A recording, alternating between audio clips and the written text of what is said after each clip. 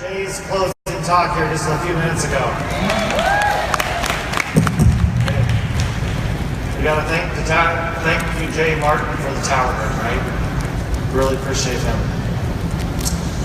So today, we're going to do a whole bunch of fun things. You're welcome to do the wave. I don't know if we have enough people to do the wave yet over there, but we have condensed a few classes into one today because we've had some limited time and we got to get a large number of people in here.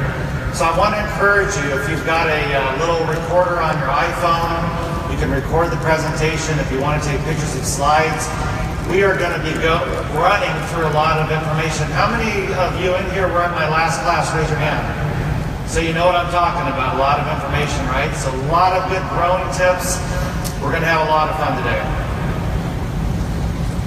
So I want to start off with this. Who's heard of the Healthy Living Revolution? Raise your hand.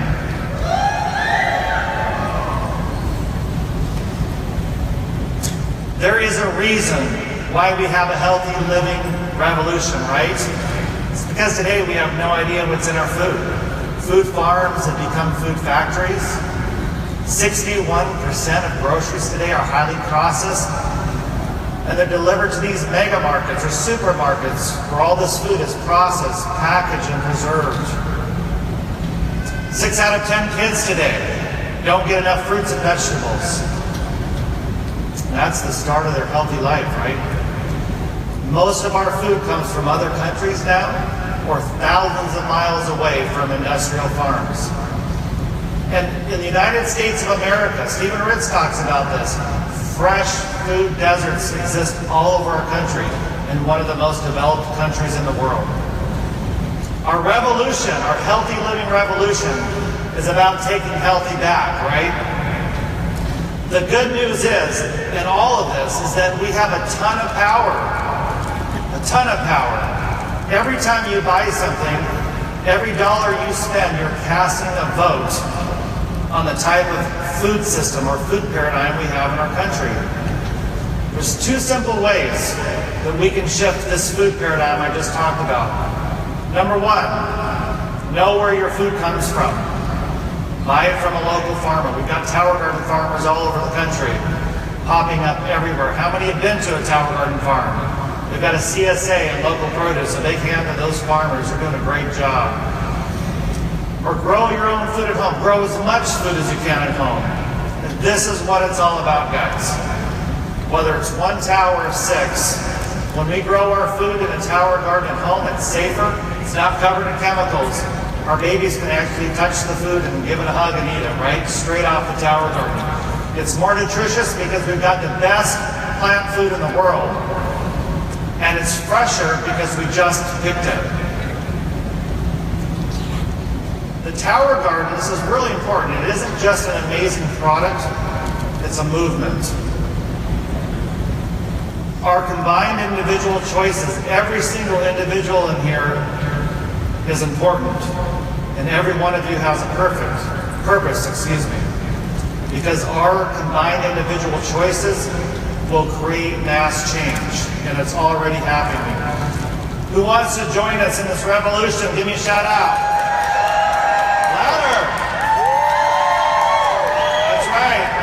On fire, and you've been up since probably 5 o'clock, right? You guys put in long hours with an amazing group of people. So today I'm going to teach about fun and simple. I want you to repeat that. Fun and simple. Tower gardening is all about fun and simple. That's what we're going to learn today. I want to teach you all the secrets I know about growing.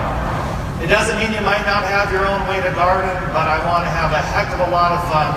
Show you tips on how I do it and how I keep it simple. Traditional gardening requires a lot of bending, weeding, tilling, hard work, and kids don't like that, and neither do adults. So fun and simple, what it's all about. In today's modern busy family, I'd rather sit next to my garden and read a book instead of pulling weeds. Wherever I travel across the country, kids, adults, the people who are successful are keeping it fun and simple. Kids are loving this. They don't have to pull weeds. They can just eat the fruits of their labor. Beautiful towers, look at that beautiful kale. Beautiful towers across the country. Kids are going crazy in school, their grades aren't improving. It's a lot of fun. So I want to start off with some basic 101.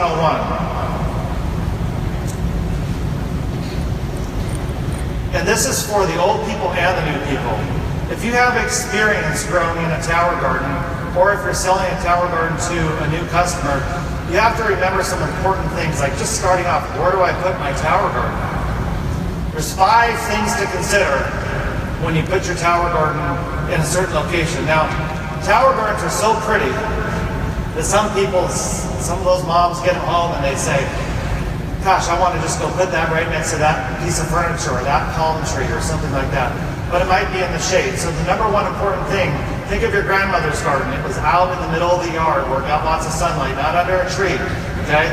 So lots of sunlight, especially fruiting crops. Fruiting crops need lots of sun. So all these tower gardens have one thing in common, and that's a heck of a lot of sunlight throughout the day. Food crops are highlight crops. The more sun you have, the more successful you're going to be. Water.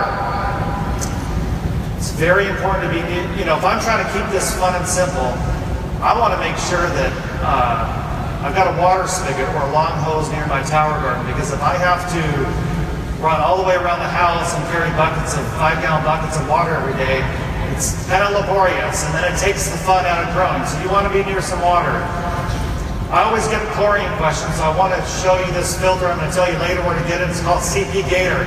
So if you live in a city where they have really hard water, lots of chlorine, lots of chloramine, chlorine really doesn't hurt plants too much.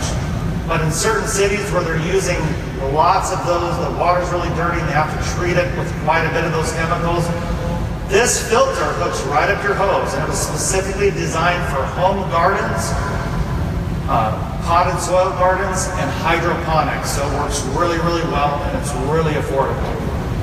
So clean water, available water. Power. Now, quite often I see people when they get their tower garden, they've got a good spot, and then they go into their basement, they grab their Christmas tree extension cords, and those little thin ones, and they plug them together, and it's like 300 feet from the power outlet. They're wondering why their outlet is tripping. So try to be close to an outlet. And if you have to run to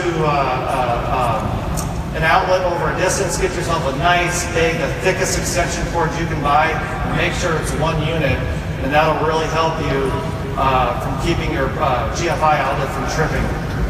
Protected. If you live in a windy environment, or you live somewhere where the deer can meander into your yard, fence is great for just helping keep the wind down and keeping some of those animals out. Accessibility. This is number 5 is probably one of they're all important, but to me this is really important. You see in the middle there's the kitchen.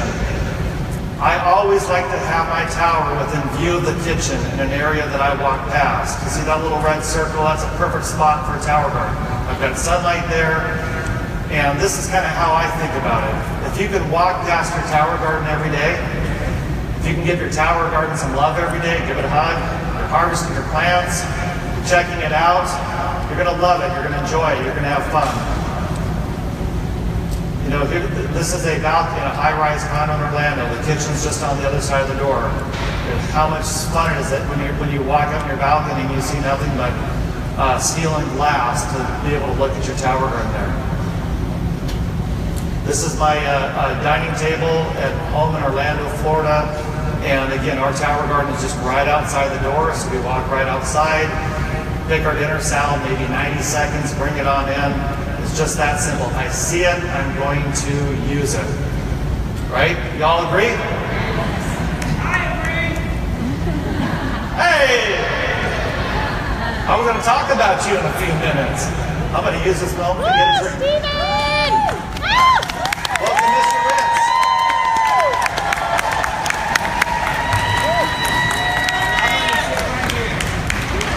I'm so glad he's here because I'm going to put him on the spot today. So tower garden seedlings.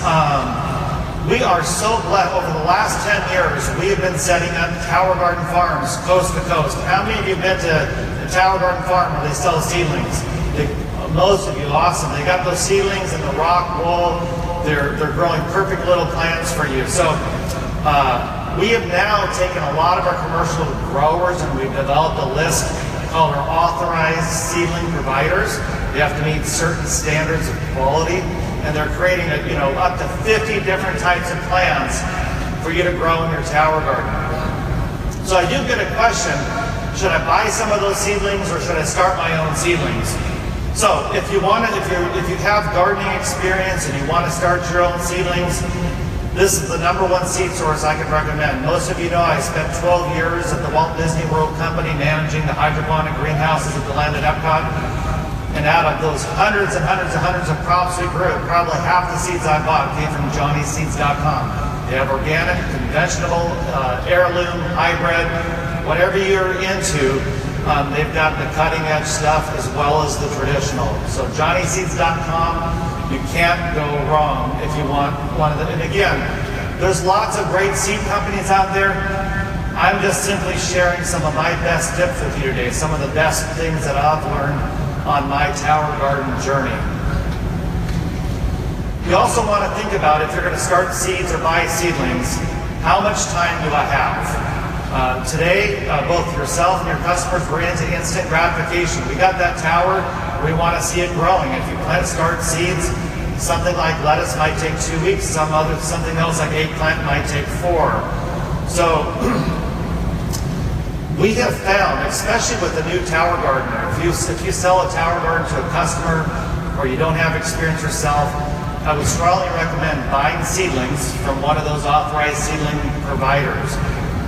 The chances are 90% plus that you're going to succeed that season. If you start your own seeds, if you don't get those seeds off to a good start or give them good sunlight, chances are you might have challenges straight out of the chute. So it's great that we've got those guys out there, right? And I think how many, stand up, how many seedling providers are in this room? Can you stand up and shout? Wow, look at that, you guys. And believe me, they work hard to grow seedlings for you. Now, those civil seedlings go inside your tower garden. And we now have a new plant clip. Anyone tried that? You know what I'm talking about? So now I'm getting all kinds of questions. Should I grow in the net pot or the plant clip, right? Which one works? Excuse me. I'm going to keep it simple for you. We designed the net pot to stay in that tower garden and not move. That's why it's kind of tough to pull it out. And the reason for that is in a windy environment, if you have tomato, cucumber, pepper, when they're blowing in the wind, we don't want them to fall out of the tower. That net pot also has that dark black lip. It keeps the sunlight out, keeps bugs from crawling in your tower. So if you're fresh cutting off your tower, using it regularly or growing large crops, just stick with the net pot. It works great in my opinion. The plant clip is perfect if you're harvesting living produce. In other words, if you're just growing a head of bib lettuce or a head of romaine and then you're not going to cut off of it again, you're just going to remove it, or you want to share some of your produce with your friends and you just use that plant clip to pop it right back out of the tower, that's ideal for the plant clips. I hope that helps with which one you should be using. Again, we have people do all kinds of things. Just giving you some of my best recommendations. I'm always asked, what's in the Tower Garden Mineral Blend plant food? Well, guys, we actually have some of the best plant food in the world, and I'm going to tell you why. Years ago, this dates back to the mid-90s, my early years at Disney, I did a one-year research project with NASA. And I remember sitting in a room of scientists, and we were actually, the hydroponic research we were doing was for the space station, and that research was for living on Mars. So the #1 question is, if you're living on Mars or the space station and you have nothing to eat, how do we make that food the most nutritious possible for you? I thought this is really cool, and I spent the next several months learning all about ion and cation interaction and how to keep minerals in solution and what are really good quality minerals, and most of the industry uses the cheap stuff. And then I asked myself, if we're doing this for astronauts living on Mars, why wouldn't we be doing this for ourselves? Didn't make any sense, right? So the early years of our company, Jessica and I did a lot of work developing the Tower Garden Mineral Blend. And I can tell you, it truly is the best hydroponic nutrient solution in the world. Let's give a shout out for the Tower Garden Mineral Blend.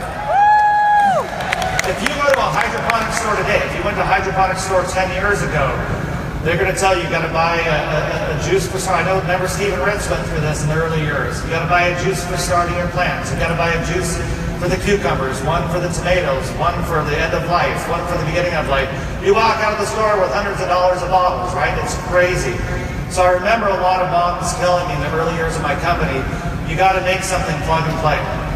It's got to show up at my doorstep and have everything in it, and then I would buy it. And that's what we did with the Tower Garden.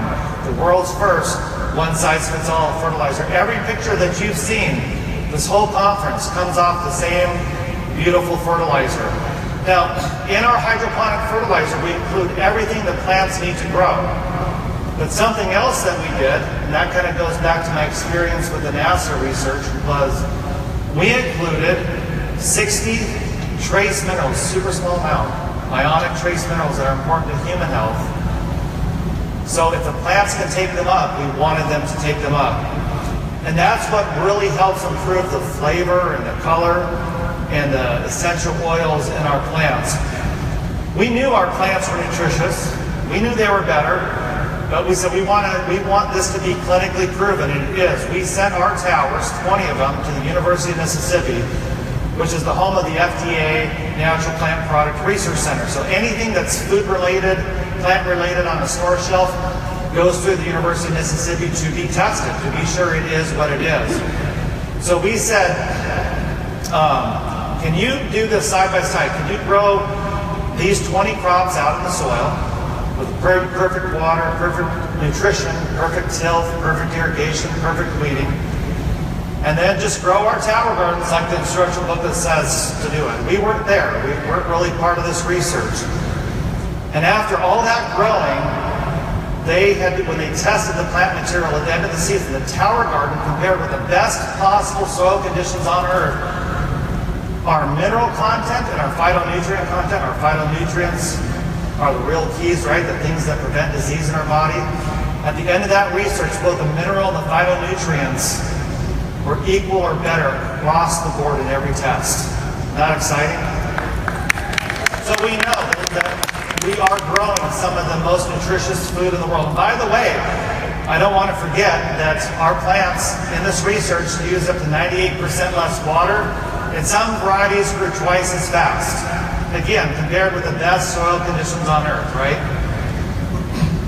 Those minerals are designed to stay stable in your solution, so when that pump turns on, those minerals blended with the water cascade up or right up the center and then cascade down over the roots. So that one nutrient solution, this tower garden does all the heavy lifting for you. Once you turn that timer on, that nutrient solution runs and it grows those beautiful peppers, eggplant, lettuce, tomato, strawberry, all those beautiful plants. Now, I want to share the biggest challenge that I see with our nutrients is overfeeding.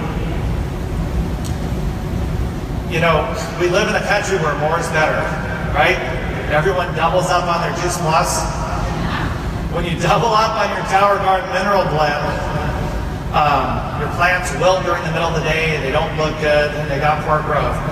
Now, there's a lot of online forums out there that tell you got to buy an EC meter, and you got to do this, and you got to do that. And I'll tell you, if you made a mistake, be afraid to dump your sump if things aren't looking right and refill it. So I have this little expression. I want you to repeat it after me. If in doubt, flush it out. Start over. That's it. And I also do this every 2 to 3 months. I don't waste that fertilizer. I put it on my landscape plants or my soil garden where I'm growing carrots and radishes and things like that. But that's a simple thing to do. If you're seeing something wrong with your tower, and just don't lose a second, don't waste any brain space with it. Flush your sump and just give yourself a nice reboot. The best way to mix our Tower Garden Mineral Blend, I just want to go through this very quick. These are right on the instructions, but yet I get this question all the time. In the winter months, you want to be full strength. In the summer months, you want to be half strength. And then in the spring and fall, you want to be somewhere in between. So you're welcome to take a picture of that slide because it shows you the actual mills that equal those particular ratios. Pretty simple, right?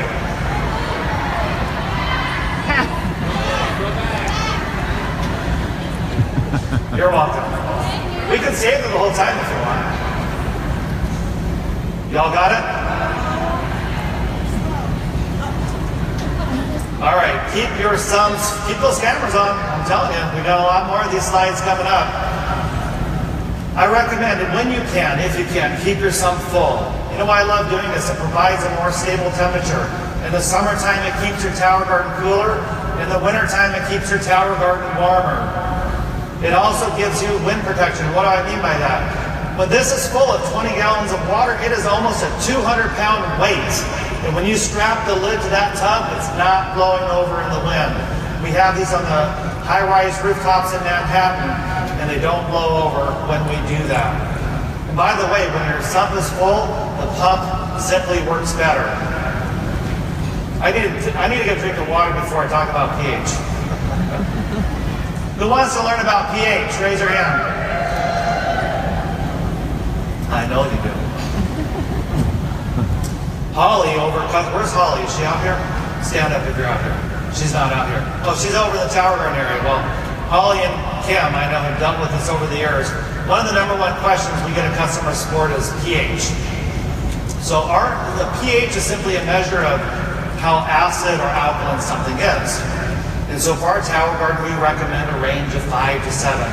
Now, for many of you who've dealt with pH, you might have had a pool, a spa, a tropical fish aquarium.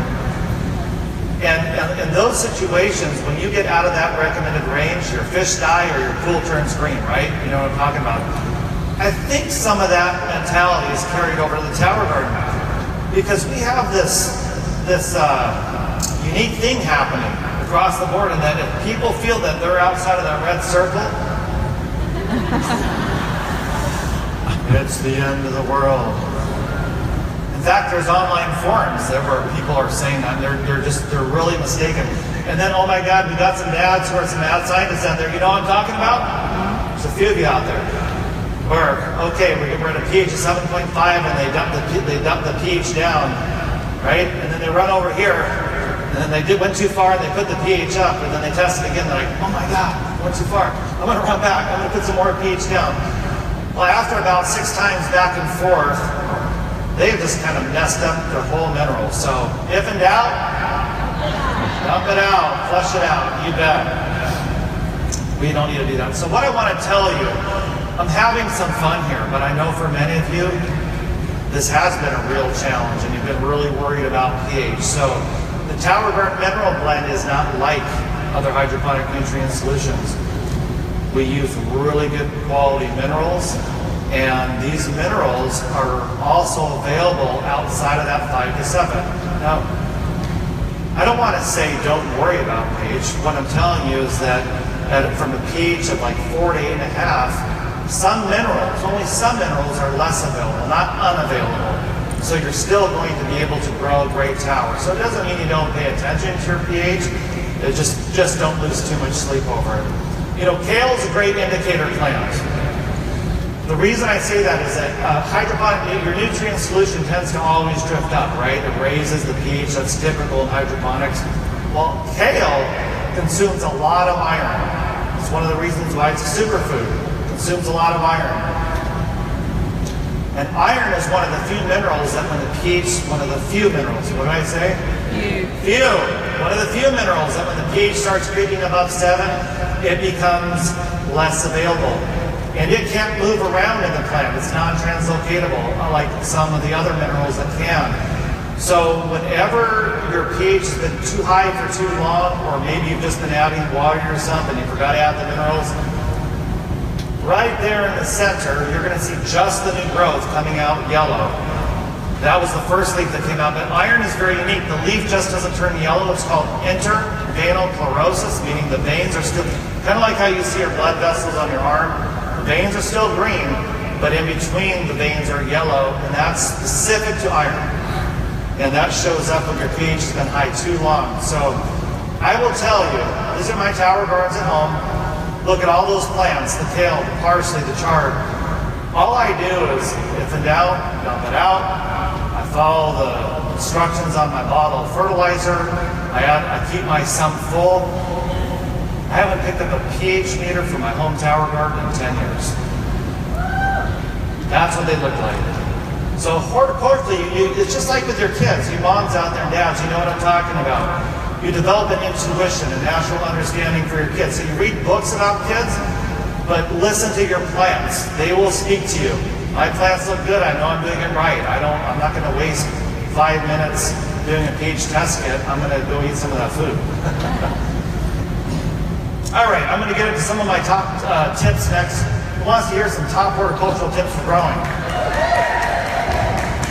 All right, if you're a first-time gardener, keep it simple. I can't tell you the number of times, all you seedling providers are kind of a blessing and a curse.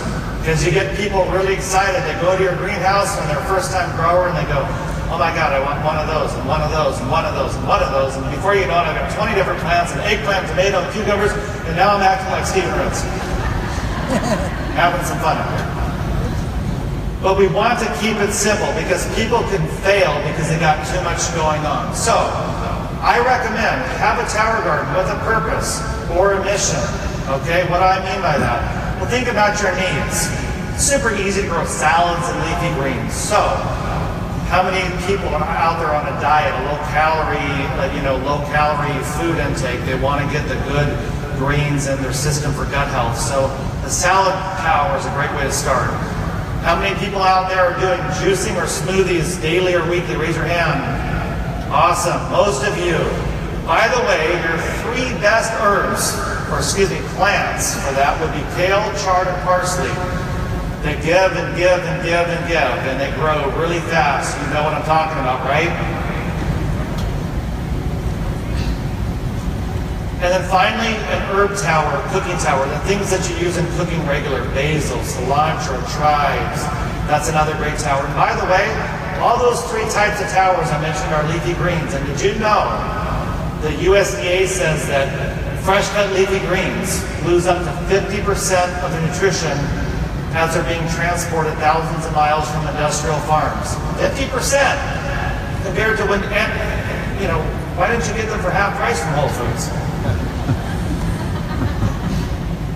You gotta grow what you love and you'll get results. If you hate salads, don't grow a salad tower.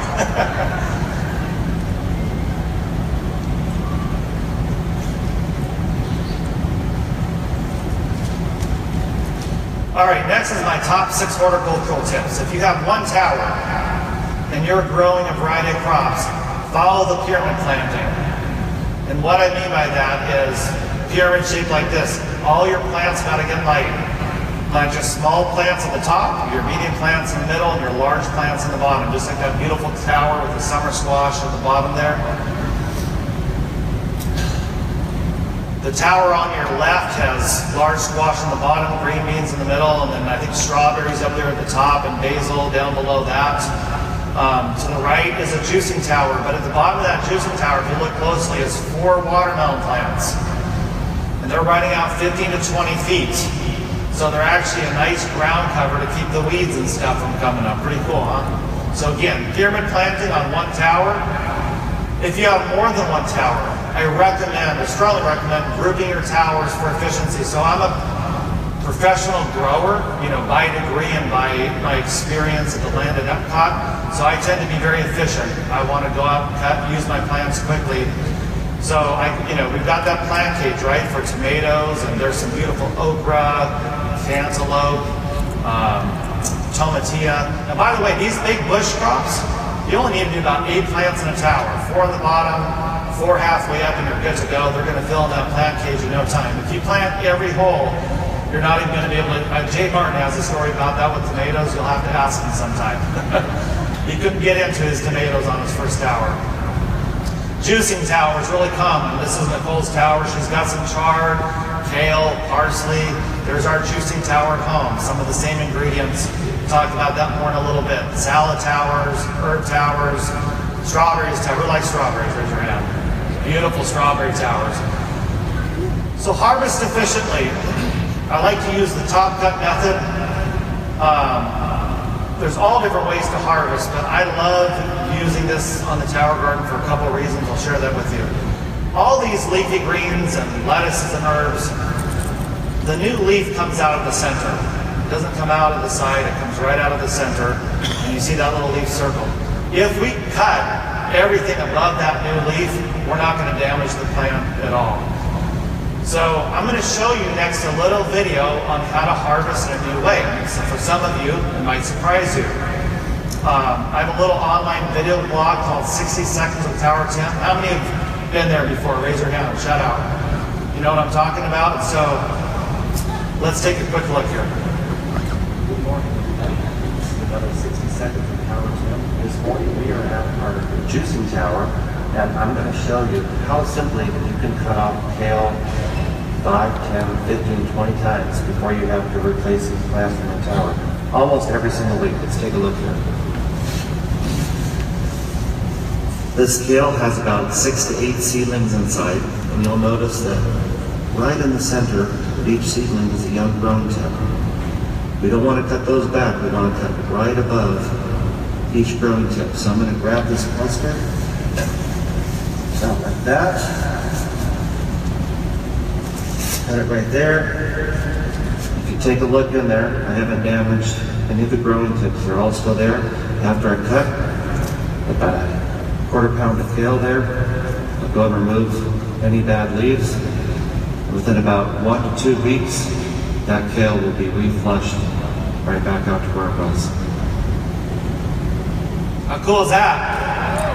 I saw some faces down there going, "Can you really do that?" Now again, I want to point out, you know, you can grow, if you grow right over the tower here, you can grow 1 chard or 1 kale and you can harvest the old leaves. But I'm all about getting, you know, a 1/4 acre garden that would be out my yard on my tower garden. So I'm all about being highly efficient and productive, getting the most out of my tower. So that's a method that works very well.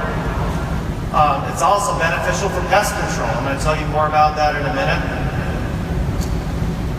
Clean and bleach after each season. I can't tell you the number of times that I've had amazing tower garden growers. I have one sitting up here front for sure. I won't mention her name. They said, you know, I had such tremendous luck my first 2 years of growing, and for some reason I'm just not doing well anymore. I don't know if it's my seedlings. I don't know if I got a bad batch of tonic. And we have an interesting paradigm in hydroponics. You know, especially if you live in a hot climate like Arizona and Florida and Memphis, Tennessee and Texas, during your summer months you get a lot of root-borne diseases that get airborne with dust, or it might even be on a frog or a lizard that gets into your tower, right? But generally speaking, when you're growing a healthy tower garden into summer, you've got a lot of roots. So if you get a pathogen in there, you probably don't even know you have it. It gets in there around the roots, it kind of gives off its spores, but because your plants are so well established and they're so strong, it's just like kind of fighting off a cold. They kind of get it, but they don't. But yet all those spores are there. So it's the end of the season. You pack up your tower, and those spores can lay dormant for years. So then you start up your tower, and you put your new seedlings in there with those tender baby roots. Just got all torn up by separating the rock wool, and you put them in that tower, and those little spores germinate. Oh, there's a damaged root. I'm going to just jump right in, and it gets your plant. So I strongly recommend, and I see the vinegar thing online, and folks, vinegar's like washing your hands. It's an ultra mild disinfectant. If you really want to clean your tower well, soak every part in a 5% bleach solution. So that tub holds 20 gallons, pour 1 gallon of bleach in there, let it soak for several hours. Every part, like right when you're sick, you're cleaning everything, every part, your pump, your lid, every part's got to get covered, cleaned up. Triple rinse it. We don't want to put bleach back into our tower. So we got to make sure that pump has been really thoroughly washed. Let it air dry out in the sun for a day or two if you can. We just want to make sure there's no bleach on there. And that's it. You're starting out with a brand new tower. So I recommend doing this once a year. Sounds like a little bit of work, but what I'm trying to do is save you a lot of long suffering for challenging growing, right? So maybe 30 to 60 minutes of some work gets you to where you need to get to real quick. A beautiful tower garden. Most importantly, the best horticultural tip is partner with success. I can't tell, I've got probably 40 pictures on my phone from this conference from people coming up to me showing me their beautiful towers. And there's probably someone next to them that they know that has been struggling. They've been having a hard time. So you know what? Partner with success. God, get a buddy. You know, recently I did a talk in Phoenix, and Janet Cook was telling me, I've never been able to grow strawberries before the Tower Garden. Now they're doing beautiful. And strawberries, for those of you that have grown them, know that they can be difficult to grow, and there's seasonal varieties. So if I lived in Phoenix and I wanted to use strawberries and I saw Janet and that picture on her iPhone, I'd say, can we go to lunch? And then afterwards, can we go visit your Tower Garden? Because I want to learn how to do what you do. So partner with success. All right, who wants to hear about organic pest controls? Raise your hand up. So these are fun and simple, fun and simple. The simplest thing to do is keep your darn Tower Garden harvested. I can't tell you the number of towers I've seen that get overgrown, or sometimes I just love that dill plant, I want to collect the flowers. But it's like 3 feet. Very important. I got another 60-second video that I'd like to show you that explains how harvesting and how to do it is super beneficial for controlling Good morning, bugs. everybody. Welcome to another 60 Seconds with Tower Tim. Our family just finished another Tower to Table Super Smoothie, chemical-free, nutrient-dense, and literally 10 steps from my doorstep. I'm often asked, especially during the extreme summer heat when lots of bugs are around, what is the best way to control bugs in a Tower Garden? Now, at towergarden.com, you can find lots of good organic recipe sprays that work very well. But today, I'm actually going to show you how I've been harvesting out my tower for 6 months without ever spraying a single organic or chemical pesticide. Here's the 3 simple tips to follow to do this. Number 1, regularly harvest your food. Let me show you why this is so important. Now on our smoothie this morning, we have snow peas and kale and chard and parsley. And you'll notice as you take a look at my Tower Garden here that I'm using my food, I'm cutting back my plants. Why is this so important? It's important because the sunlight can get into my plant canopies. Tower gardens that are overgrown, in the center of those plants, in the shade, the leaves will start to get very thin. It's a favorite place for bugs to hang out, and on those thin leaves, the bugs can go after them very well. And also, you can see the wind can blow through my Tower Garden. Bugs don't really like this. They like to hide in the dark, shady spots. And that wind gently blowing through my Tower Gardens also helps keep the diseases away. And number 2, very simple, remove any old, dead, damaged, or bad leaves. So you can see my Tower Garden is nice and clean here. And number 3, during the heavy pest season when there's lots of bugs out in your flower beds and trees, sometimes they're going to migrate in your Tower Garden, things like thrips and little crawling beetles and things like that.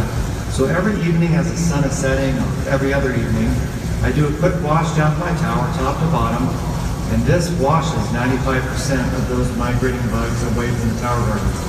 Now, for many people that I've taught these simple tips to, they work great and they never have to use a single chemical or organic spray. Not pretty cool? Kind of sounds unbelievable, but the Tower Garden grows fast, so if you're using it regularly, there's not even much food there for the bugs to get. After we did that video, one of the number 1 questions I got was, how do you wash down your tower? So I'm going to show you how to do that real quick without a hose. But this is my backyard. If you buy one of those little, hose end sprayers that has the adjustable stream, you get kind of a nice cone.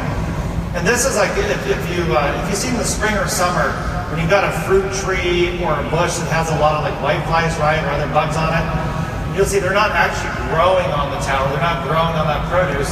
They're just kind of blowing in. You just take that hose and you wash your tower down, get the undersides of the leaves, the top side, literally 90 to 120 seconds. Just wash it down all the way around, and you will actually see your tub lid, those little bugs drowning in the water, and then you rinse off your tub lid so they can go ahead and drown in the ground, and your plants live happily ever after. Do that every night. Seriously, that tower I took a video of didn't have an organic spray for 6 months. I was really religious on that one, washing it down at least twice a week because I wanted to see if I could, if I did that religiously, if it would work, and it did. So, now, if you do get bugs, who's heard of aphids?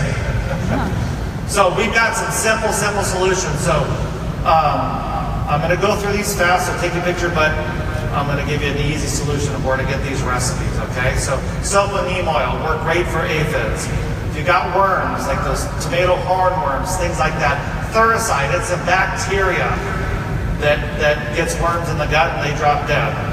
Natural pyrethrum works great for migrating thrips and beetles. I know it's just in Phoenix and in the springtime, they get a lot of those thrips coming in off the desert. So if the washing down doesn't work, these are some 3 awesome organic sprays. The most important thing is to scout. Get to know your tower, talk to your tower, go look at it.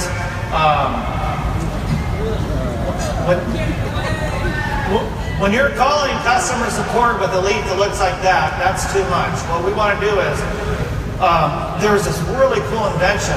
It's called a magnifying glass, and the dollar store sells it for $1. And if you get one of those things, you can run over to your tower and just, check it. It's kind of cool. It's like what Ritz does at school with the kids, See what the veins look like on the leaves and look for some bugs.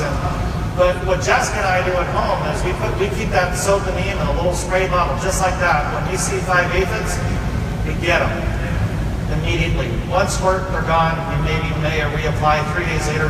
We don't wait till those leaves are covered. So just kind of, think of your own children. When they get a cold, you start taking action immediately, right? You don't get them you don't put them outside in the cold without a coat when they're starting to get a cold. You do things that'll help them get better quickly. So we kind of want to be in front of it. So Monday morning at towergarden.com under Get Growing, we will have all the organic recipes, how to mix them, where to get them, when to apply them, all those organic sprays, as well as some foliar fungicides. So unfortunately, they couldn't get them out this weekend, so Monday morning for sure, you can get them there. All right, quickly I want to go through random questions I always get asked about the Tower Garden. I've been hearing this for 6 years now. When are you developing something for microgreens? You guys excited about microgreens? So there is a microgreen revolution. It's really exploded the last 10 years. And microgreens are nothing but radishes that have just started to form a bulb, or baby flower, or baby plants that are anywhere from 1 to 3 inches. And they're used to enhance texture, flavor, aroma, and beauty of dishes. Totally changed. They're used in desserts and hot dishes. And this is pretty cool. These are? Where's Mitra? She would love this. These are vegan hot dogs. In the center there is an organic carrot, grilled, and put on an organic bun. And on top of that are sprinkled with microgreens. Isn't that cool? Some really creative ideas are coming out. So Jessica and I have been working over the last year testing several generations of our new microgreens planter. Steve Williams has been doing an amazing job helping us to get the manufacturing done on this. And we are so happy to announce, who has seen the new microgreens extension kit? This is really cool. And once again, I don't have a pot up here. But these extension kits, they're 16 inches. They replace the current extension kit. So the current extension kit had 8 plant sites. This has 32. And you notice that they're square. You can just slide the rock wool right in there. You don't need a net pot or a plant clip. Is that cool or what? Good job, Steve. Thank you for helping us make that happen. A lot of time and effort has gone into these, a lot of testing. But very important with the these are perfect for your microgreens, maybe even some wheatgrass, baby greens, petite greens, chives. But you can't let these get overgrown. They're going to crowd each other out. So definitely those should be hopefully coming out, I think, December or January, very shortly. Strawberry growing tips. I always get asked these questions. I got to burn through this for the sake of time, and I know I could spend an hour on strawberries, but strawberries need a lot of light. They take a long time to germinate, up to 12 months. Some people have success, some people have challenges. This is one plant that I would say buy from an authorized Tower Garden seedling provider, and I have to tell you that Living Towers does a great job. Every October, they buy in professional cold-treated plugs. They have experienced the cold. They're several generations old, so they get a lot of fruit on them. They bring them in bare root. They wash the roots. They put organic fungicide on them. They put them in the rock bowl. They grow them out, and then whatever ones fail, they throw away, and all the ones that live healthy are the ones that are being sold to you. So great source of strawberries. And there's regional flowering types. So sometimes I've seen Home Depot and Lowe's sell the wrong type for the wrong region, and that's one of the challenges with the big box stores from time to time. Strawberries don't need a lot, so if you're just doing just a strawberry tower, you can cut your fertilizer in half, and you can turn your watering cycles way down because they just have a few leaves and they don't drink a whole lot. And if you overwater them, they can fungus out. You've seen those little, you've seen those little strawberry tips. You're like, I'm going to get a drink of water while you're taking a picture.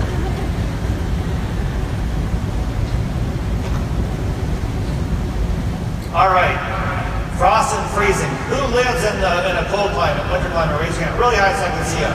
Lots of you. So, back in the early days of the Tower Garden, one of the things that I loved about the Tower Garden, even in Central Florida, where we also have several frosts and freezes depending on the winter, is that the Tower Garden really extends your growing season by 2 to 4 months on the front end and the back end. If you purchase an aquarium heater, 200 watt, not the 50 watt that's cheaper, the nice, robust 200 watt plastic heater, put inside your tower, and during a frost or freezing night, just take your Tower Guard timer, turn it from timer to on, let it run all night. If you walk in there at 3 in the morning and it's steaming like a spaceship, it's pretty cool. But it's actually creating a microclimate of warmth around your tower.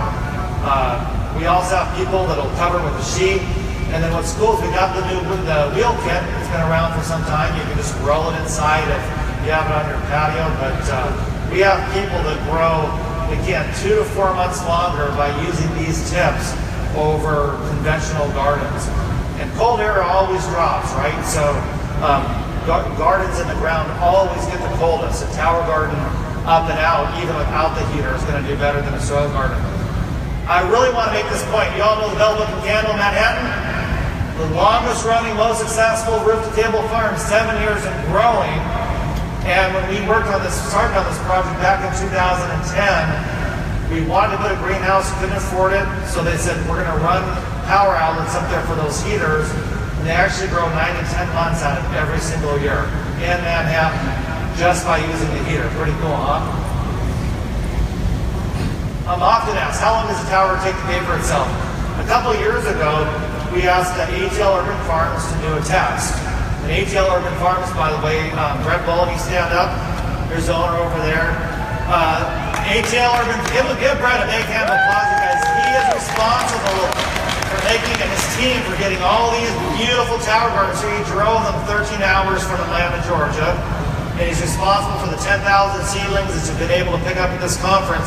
Brett's been a lifelong professional grower in Atlanta, super guy. And so we wanted to ask a grower at that time outside the company, would you grow all these crops on your tower? You better be taking pictures now, I'm moving fast. Can you grow all those crops in your tower, harvest them, compare them with the prices of Whole Foods and your local grocery stores?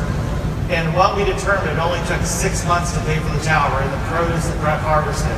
Now, if you're just a beginning grower, you're probably not going to be as good as Brett, but in my opinion, that's some pretty good numbers, right? All right, if I want to go on vacation, what do? I can't tell you over the years the number of people that said, I had to take my tower garden down for the summer because I can't keep water in it, and my neighbors are gone too. So, we have these incredible float kits that they're a little kit with the right connections. You just drill a little hole inside your tub, and you hook a hose up, and you're good to go.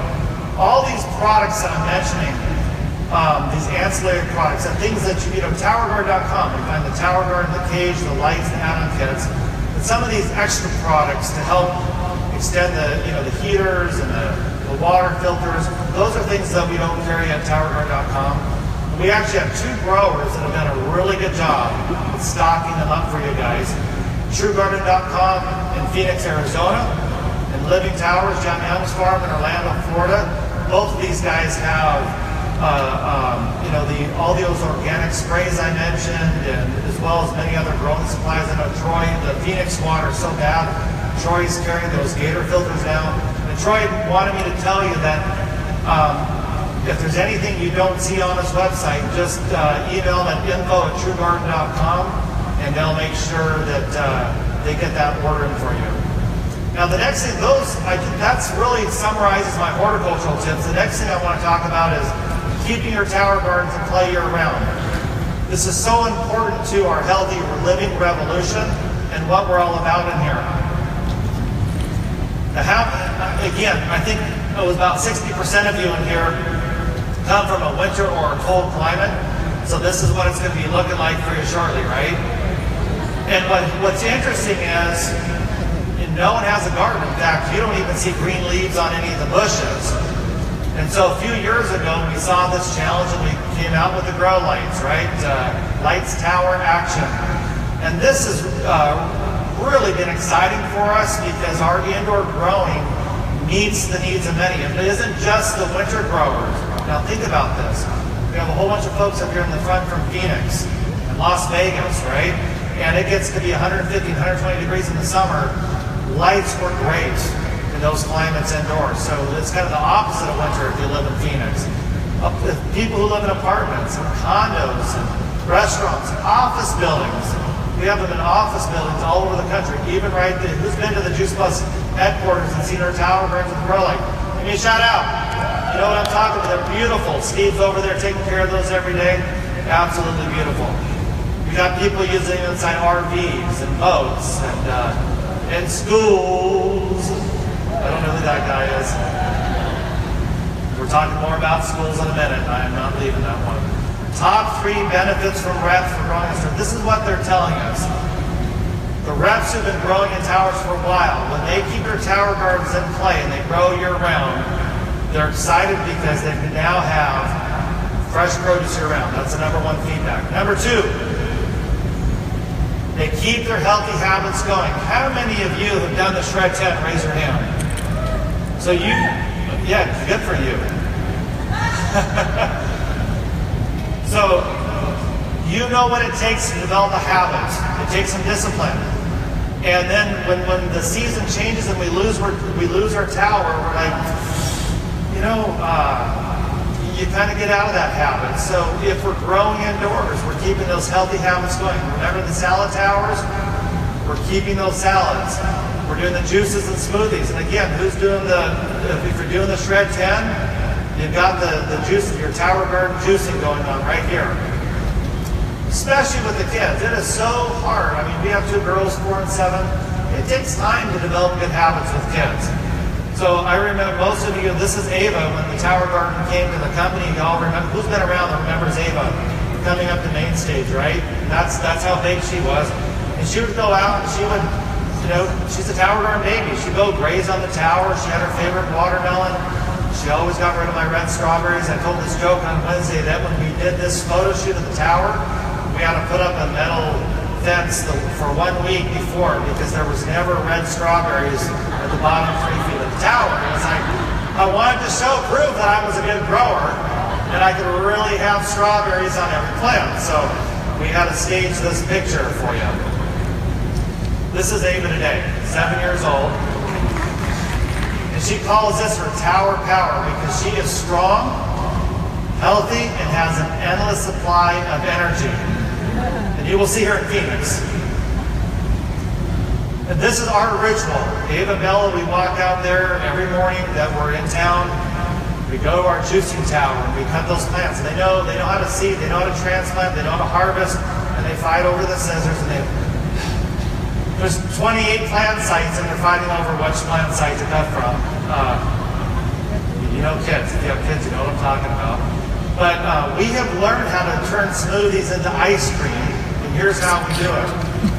We get that chard, that kale, that parsley. I mean, think about that. The modern American kid is eating Cocoa Puffs and Cheerios for breakfast, and we're eating raw vegetables, but we trick them a little bit. We cut those vegetables, we put them in there, we throw in a packet of stevia, the Juice Plus Complete. I actually throw Juice Plus capsules in there. Then we freeze organic fruits. Whenever we buy it on sale, we cut it and freeze it in the freezer. We put organic fruit in there and ice, blend it up, and it's really the healthiest ice cream on planet Earth.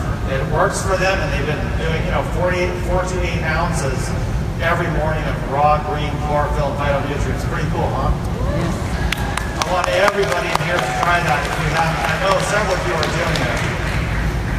So So it keeps our healthy habits growing. Indoor health events. When everything is dead outside, how cool is it to have a beautiful tower garden with grow lights and have an indoor event? Teach people how to do indoor gardening for 6 months when it's cold outside. That would be something really exciting to come to, right?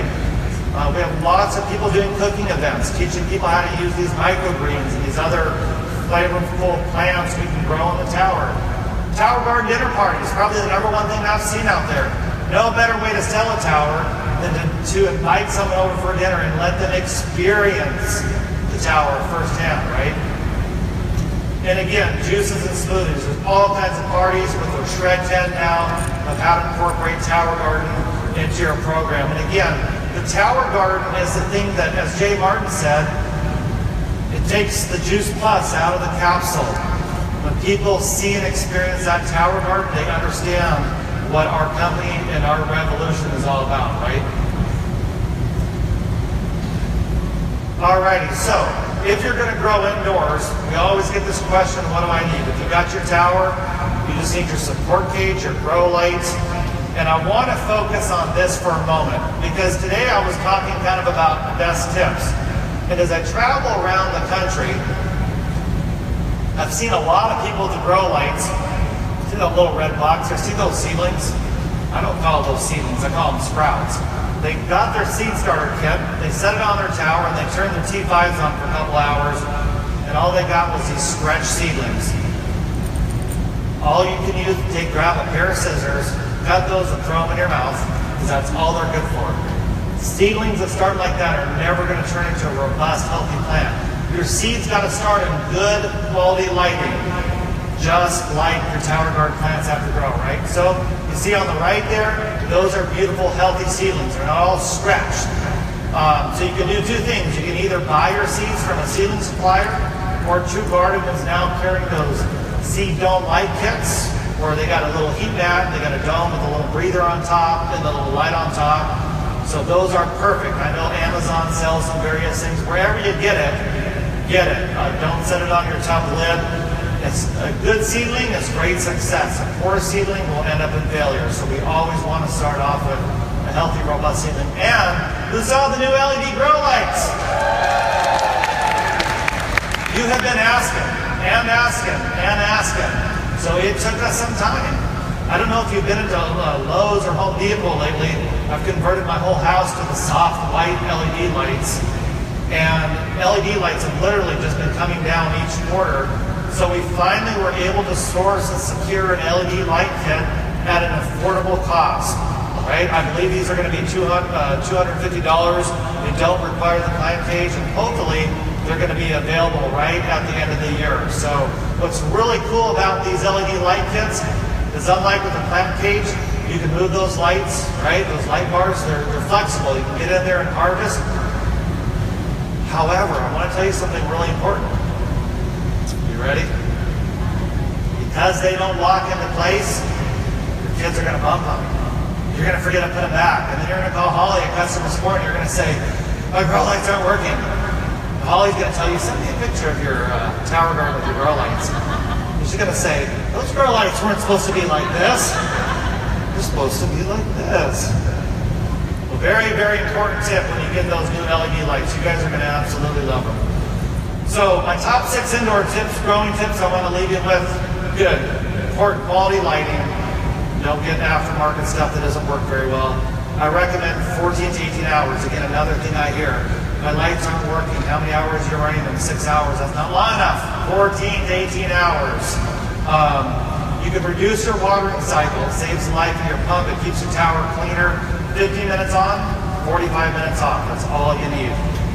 Keep your tower garden near the kitchen, just like outdoor growing. If you use it, if it's near you, you're going to use it, right? If it's off in a basement corner or a far room, you're going to be less likely to take care of it.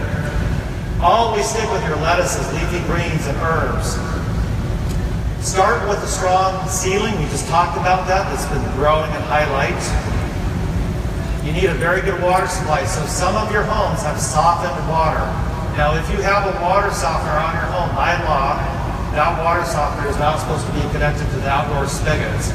If If you have a water softener and you're using it, some people don't, if you're using and adding the salt in there, it puts salt into your tap water, and over time that can be hard on your vegetable crops. So, if you have a water softener and you're using it, if you're not using it, it doesn't matter, but if you're using it, you just run outside and fill up the 5-gallon bucket from your hose. By the way, your tower gardens use a lot less water indoors, right? Because the wind's not blowing, the sun's not shining, so you don't have to do too much of that. Or you can use reverse osmosis water. A lot of people have those little reverse osmosis units under their sink. If you don't, they're $160 at Costco. Very simple solution. My top 4 horticultural tips would be keep your plants harvested away from the grow light. So those grow lights are facing the tower. If you let them grow past the light, they're going to do what? They're going to die. They're going to flop over. We don't want to do that. So keep them harvested and clean. Don't bring your tower gardens in and put lights on them. You want to keep that outdoor contamination non-existent. Always start with a clean system indoors. Clean and bleach after each season. We talked about that. Okay, best crops to grow. So I have my top 10 lettuces. Get your cameras out. I have my top 10 herbs.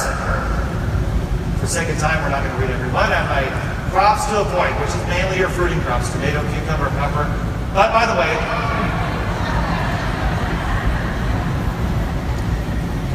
I'm messing with you. That's what we want you to do. Take all the pictures you need to. So, Monday morning, you're going to go to towergarden.com, right? You gotta wait for all those iPhones to come out. Go to the Get Growing section. Take a picture of that too, so you remember. And that's where you can find these best crop lists as well as the organic sprays. Tools for supporting your tower garden customers. This is our final section. And this is so important, and it's something I really want to leave you with. This is our online presence. Now there is a lot of Facebook groups out there, a lot of online forums talking about tower garden. For the most part, they're great. They're super positive about the tower garden. There's a lot of people commenting on problems. One of the challenges that I do see, like things with the pH issue, is that there's also a lot of misinformation. Sometimes people don't always give the best advice. So come back home to towergarden.com. This website, the depth of it has grown tremendously over the last couple of years. I mean, every quarter, I just can't keep up with all the amazing information we're putting there. We've got a YouTube channel with a wide range of videos, from setting your tower garden up to tearing it down to transplanting crops. Beautiful, beautiful. They've done a lot of work on those videos. We have almost 100 different blogs now from various writers like myself that cover some of the things I'm talking about today, and how to, what varieties might work well in your region. We have Mr. Ritz up here, and he knows all about this. We have new lessons and activities for schools, right? So I always have people ask me, how can I do what Mr. Ritz is doing over in the Green Bronx?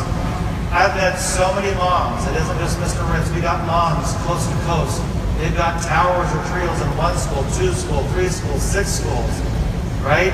And this is all found under Tower Talk and Growing Young Minds. We've got all these lessons and activities for grades 1 through 8.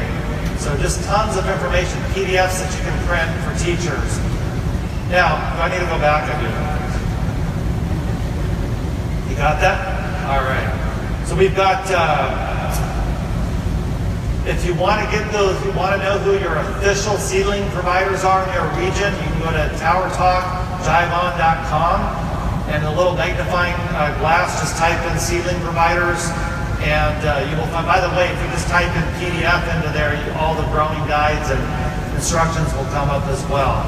And again, under Tower Talk, we've got our e-newsletters, our frequently asked questions, our get started video, our growing guides, and even cookbooks. We've got some great cookbooks now. So again, my top 3 resources, towergarden.com, our social media channels. If you're connected through any of these social media channels, make sure you like this, you get on there, and you're paying attention to what we're doing. Most importantly, partner with success. I can't emphasize this enough. If you're struggling, or even if you're successful, get a buddy, help a friend. This is a revolution, and we want to nurture it as much as possible. Have some fun. Remember, what did I start out my presentation with? Fun and?